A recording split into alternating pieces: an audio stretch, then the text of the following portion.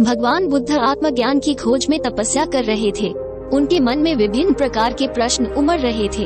उन्हें प्रश्नों का उत्तर चाहिए था, लेकिन अनेक प्रयासों के बाद भी उन्हें सफलता नहीं मिली। वे आत्मज्ञान की प्राप्ति के लिए कठोर तपस्या करने लगे।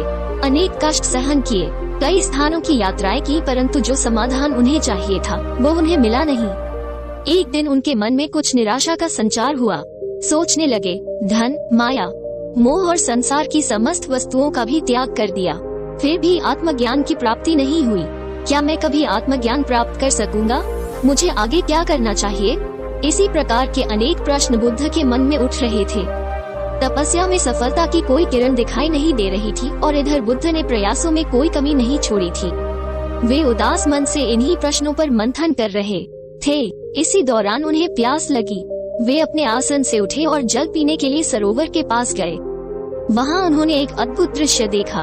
एक गिलहरी मुंह में कोई फल लिए सरोवर के पास आई।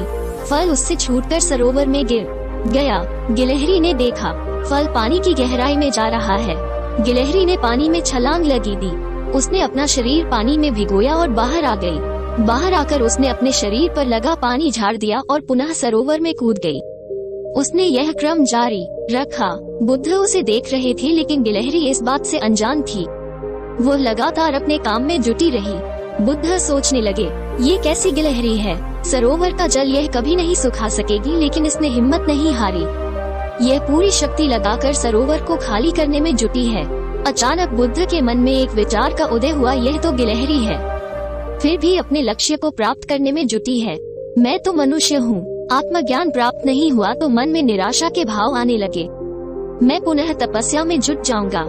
इस प्रकार महात्मा बुद्ध ने गिलहरी से भी शिक्षा प्राप्त की और तपस्या में जुट गए।